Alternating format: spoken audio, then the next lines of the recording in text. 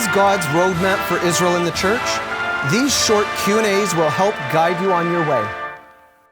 What is Bridges for Peace all about?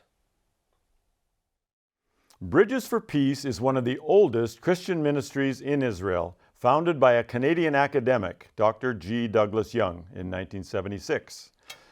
Now, with all the conflicts surrounding Israel, one could easily assume that our goal for peace is between Israelis and Palestinians, and that is a concern of ours, which we will discuss in later episodes. But our central purpose for peace is peace between Christians and Jews.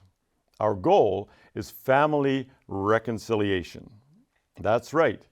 Jews and Christians are part of the same spiritual family. And as I shared in episode 2, there has been a major family breakdown, which has lasted for centuries. In Galatians 3, as we said, Paul wrote that all who put their faith in Jesus become children of Abraham, part of that family. Not Jews, but part of Abraham's extended family.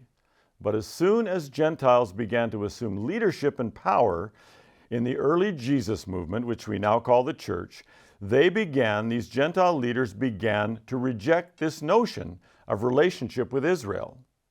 God is doing a new thing, they said. We are the new Israel. The old Israel is on the spiritual trash heap. Judaism is the enemy of Christianity.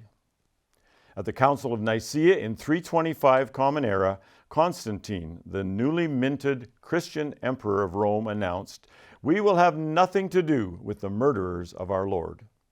We will not even celebrate Easter in conjunction with Passover, since that would make us dependent on the Jews for the date of Easter."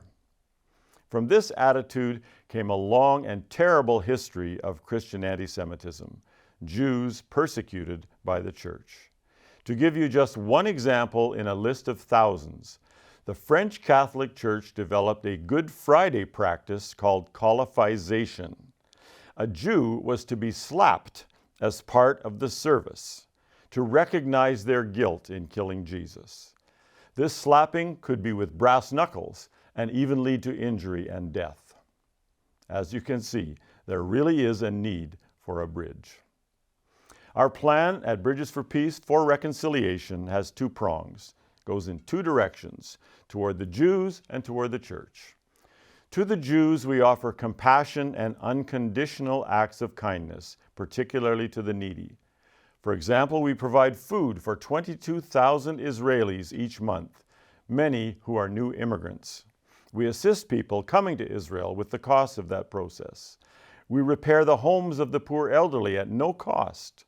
And for the elderly who are too sick or old to come to Israel, we provide food, fuel, and other basic needs, mainly in the former Soviet Union.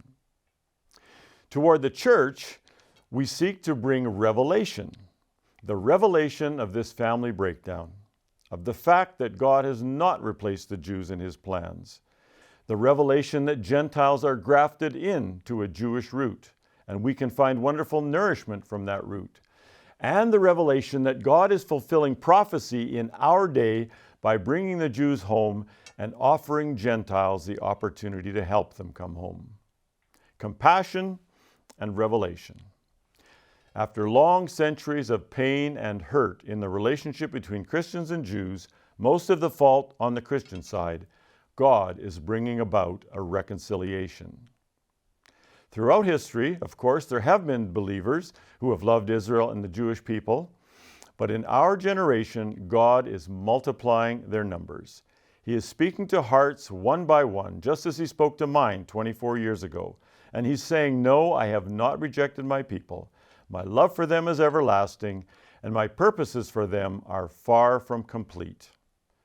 To find out more about Bridges for Peace and to get involved, visit bridgesforpeace.com.